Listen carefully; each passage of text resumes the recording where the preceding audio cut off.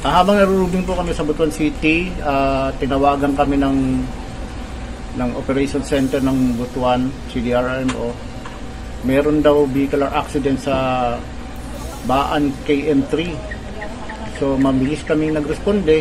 Pagdating namin doon sa area, nakaupo sa gilid ng karsada ang victim. Aksidente ang sinapit ng isang motorcycle rider matapos umanong takasan ng checkpoint ng mga otoridad sa barangay Baan, Kilometer 3, Butuan City kagabi.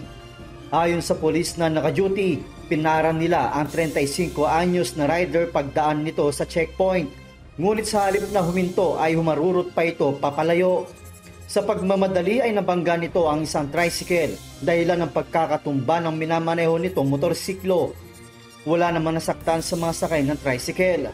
Ngunit ang rider nagtamo ng mga gasgas sa kanang bahagi ng binti at mga kamay na kaagad namang nilapatan ng paunang lunas ng UNTV News and Rescue Team. Matapos malapatan ng paunang lunas, dinala ito sa Holy Child Colleges of Butuan Hospital.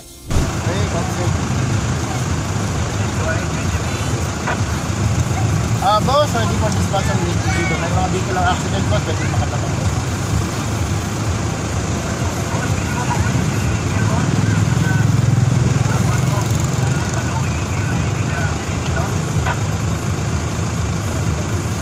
Kopya boss, kopya ka. Proceeding mo boss. Kalma. May nanay tao. Kalma. Isa pang motorcycle accident ang nirespondihan ng UNTV News and Rescue Team sa Barangay Lemon, Butuan City pasado alas 8 kagabi. Kinilala ang aksidenteng rider na si Nestor Roma. Kwento ng kasamahan nito, may nahagip silang aso na nasa gitna ng kalsada. Natingala lang ko kay natumba ron, may kalitin. Ang akong ipotan sa pastungan natumba man ta, ayan siya nga, na ako yung naguna sa amo nga motor. Kaya naman ko sa luyo, di kaya na ako maklaro. Gabi naman, niyaana siya nga. Ako yung nag-unang motor, nabanggaan tong ero. Tapos, wala na tong batong na nakabangga, kaya marang napingisra. Sa katong, kami may nagsunod, kami din may nakakuan sa ero. Na sentro niya mo itong na balitok, din may mga tulok adupa ang nakuan na mo, nalabayan na mo duha. Naagikan mi sa Malikato, sa Las Nieves, o sa Bonifacio.